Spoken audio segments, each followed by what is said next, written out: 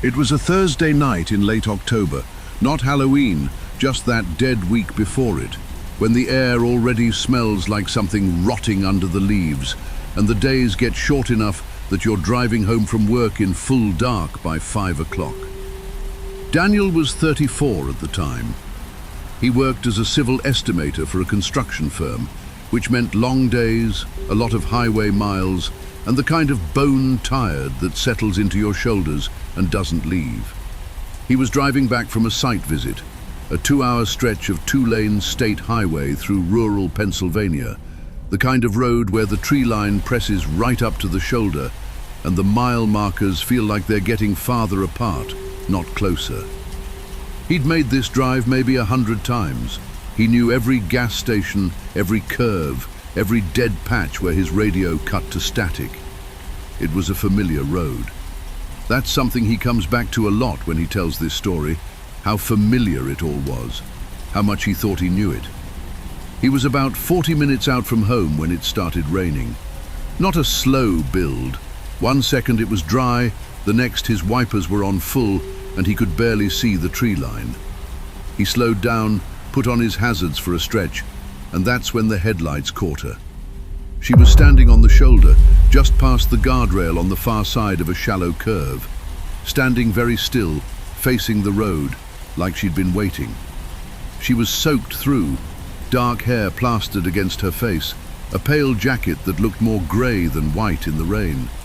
No umbrella, no bag that he could see, just standing there in the beam of his headlights, one arm slightly raised. Now, Daniel is clear about this part. He says he is not someone who normally picks up hitchhikers. He never has. His dad drilled it into him as a teenager. You don't stop, you don't slow down. You keep driving and you let someone else be the good Samaritan. And for 15 years of driving, that's exactly what he did. But this was a woman, alone, on a road with no houses, no lights, no shoulder wide enough to break down safely, in a rainstorm, at night. He tells people, "I'm not a hero, I just couldn't leave her there." He pulled over about 50 yards past her, put it in park, and watched in his rearview mirror as she walked toward the car. Quick, purposeful steps. She didn't run, even in the rain. He noticed that. She walked like she knew he'd stop. She got in the passenger seat. He said she was maybe in her late 40s. It was hard to tell. Her face was calm, not relieved, not flustered the way you'd expect from someone who'd been standing in a downpour. Just calm.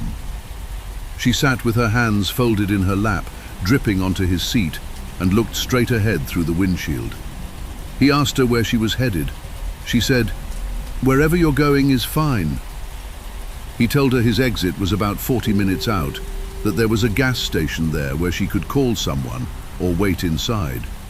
She nodded like that was acceptable, like he'd proposed a business arrangement and she'd agreed to the terms. He pulled back onto the highway. The rain kept hammering the roof. Neither of them said anything for probably 2 or 3 minutes, which felt a lot longer than it sounds. He had the heat on, the wipers going full speed. He was watching the road. Then she spoke. She said, "How long has it been? Since Eleanor passed?" And Daniel, by his own account, felt the bottom drop out of his stomach, because his mother's name was Eleanor, and she had died 14 months earlier. He says the first thing he felt wasn't fear. It was a kind of electric confusion, the same disoriented feeling as when you wake up mid-dream and don't know if you're still in it. He actually looked over at her, wondering for a split second if he knew her somehow. If she was someone from the funeral, a neighbor, a family friend he couldn't place. She wasn't. He was certain of that. He had never seen this woman in his life. He asked her what she'd said. She turned to look at him then, for the first time since she got in. And she said it again slowly. "Eleanor, I'm asking how long it's been."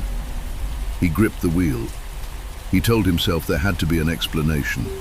He'd given her his name when she got in, had he? No, he hadn't. He hadn't introduced himself at all. He'd just asked where she was headed. And even if he had, Eleanor wasn't his last name. It wasn't his address. It wasn't on the side of his truck. Eleanor was his mother's first name, and the only people who knew it were people who knew him. He said, "How do you know that name?" She looked back at the windshield. She said, "She talks about you. She worries. She says you haven't been sleeping." He didn't answer. He couldn't. He told himself later he was just waiting for the punchline, for her to laugh, to admit she'd seen something on his phone, to offer some rational explanation he could grab onto. He was waiting for the moment it made sense. It didn't. She said, "She wants you to know the blue tin. In the kitchen. She says you'll understand." And that's when Daniel's hands started shaking. Because of the blue tin. His mother, Eleanor Marsh, had kept a small blue tin on the kitchen counter her entire adult life. It looked like a Christmas cookie tin, the cheap kind you get at the dollar store, faded and dented. His dad used to joke about throwing it out, and Eleanor would get genuinely upset. When Daniel was a kid, he assumed it had sentimental value. As an adult, he'd never thought to ask what was in it. When his mother passed, and he and his sister had gone through her house, they'd found the tin still on the counter. They'd opened it. Inside was a folded piece of paper, a handwritten note, and some cash. A small amount, $60. The note was addressed to Daniel specifically. His sister hadn't read it. She'd handed it to him and walked out of the kitchen to give him privacy. The note said, "For when you need it, not for anything practical, for something just for you. I love you more than you know, my Daniel." He had never told anyone about that note. Not his sister, not his wife, not a single person on the planet knew those words existed. He almost ran off the road. He got the car back under control, slowed down to about 30 miles an hour, breathing hard. The woman beside him didn't react to the swerve, didn't grab the dash or make a sound. She just sat with her hands folded, looking forward. He said, voice cracking, "Who are you?" She said, "No one important. I just hear things sometimes. I can't always control what comes through." He asked her what that meant. She turned to look at him again, and he described her expression as something he didn't have a word for. Not sad, not eerie, something closer to tired. The way someone looks when they've been carrying something heavy for a very long time.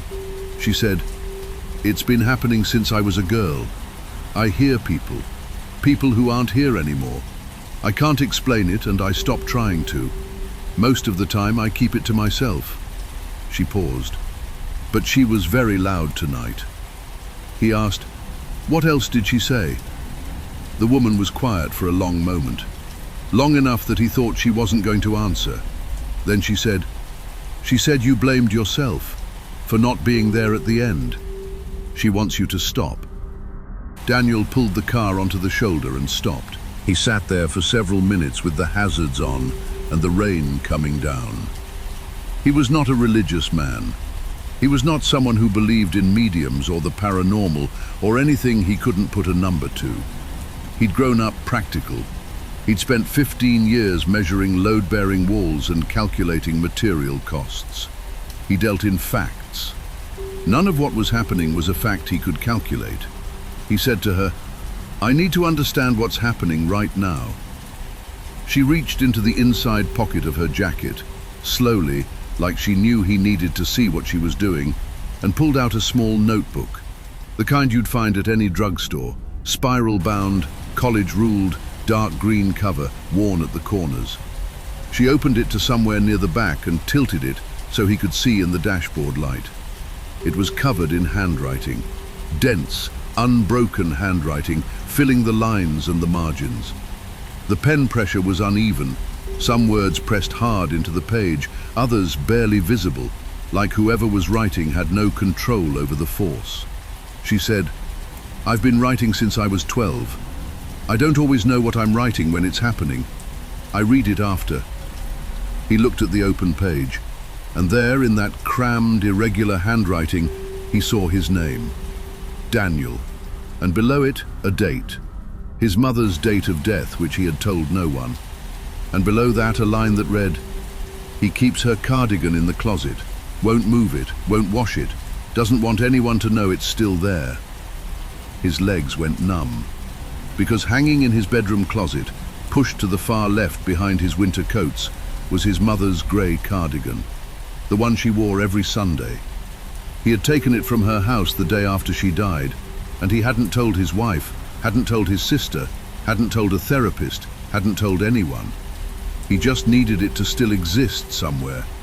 He just needed something of hers to be close. The woman closed the notebook carefully and put it back in her pocket. She said, "I'm sorry. I know this is a lot." He asked her when she'd written those words. She said, 3 nights ago. I woke up at 2 in the morning and I was already writing. I do that sometimes. I don't know what starts it." He stared at her. 3 nights ago, he had been sitting in his car in the parking garage at work for 45 minutes after his shift, unable to make himself drive home, unable to explain why. He'd been thinking about his mother. He'd been thinking, very specifically, about the cardigan, about how irrational it was, about how much he missed her. He couldn't speak. She looked at him with that same tired expression. She said, "She's not worried about you in a bad way. She said to tell you that. She's proud of you. She just misses you the way you miss her. That's all." He started crying. He's not embarrassed to admit that. He sat on the shoulder of a rainy Pennsylvania highway in October, and he cried in front of a complete stranger. And he said it was the most relief he had felt in 14 months. Like something that had been clenched in his chest finally let go. They sat there for a while. She didn't say anything else. She didn't try to comfort him or give him a business card or tell him to visit her website. She just waited, quietly, while the rain slowed down. When he finally pulled back onto the road, he asked her name. She said, "Miriam." He drove the rest of the way to his exit, mostly in silence. When he pulled into the gas station parking lot, she thanked him for stopping. She said she'd call her daughter to pick her up. He offered to wait with her. She shook her head. She opened the door. Then she paused, half in and half out of the car. She said, "There's one more thing. I wasn't going to say it, but she was insistent about it." He asked what it was. She said, "And I'm giving you her words exactly." Miriam stopped, chose her words carefully. She said, "Tell him to look under the lining of the tin, not inside it, under the lining at the bottom. She said he'll know what to do with what he finds." And then Miriam got out of the car, closed the door softly, and walked toward the lights of the gas station. Daniel drove the rest of the way home in a state he describes as completely disconnected from his body, like he was watching himself drive from a seat slightly behind and above himself. He got home, kissed his wife, told her he was fine, that it was just a long day. She believed him because he gave her no reason not to. He went to his car and brought in the blue tin. He'd kept it in the back seat since the day he'd taken it from his mother's kitchen. He'd told himself it was temporary. 14 months later, it was still there. He set it on the kitchen table. His wife was already in bed. The house was quiet. He took out the note, still folded, still there, set it aside. He looked at the bottom of the tin. It had a thin paper lining glued to the inside base. He'd never thought twice about it. Standard cheap tin, standard lining. He got a butter knife, worked it slowly around the edge of the lining. It peeled back, and underneath it, pressed flat against the metal, was a photograph. Old, printed on matte paper, the colors slightly faded. It was a photo of 2 young women, maybe early 20s, standing in front of a lake somewhere, laughing, arms around each other, summer by the look of it. He recognized one of them immediately, his mother, Eleanor, maybe 22 years old, full of light. He had no idea who the other woman was. On the back of the photograph, in his mother's handwriting, the same handwriting from the note, were 5 words. It said, "She found you, I hoped." He sat at his kitchen table for a long time.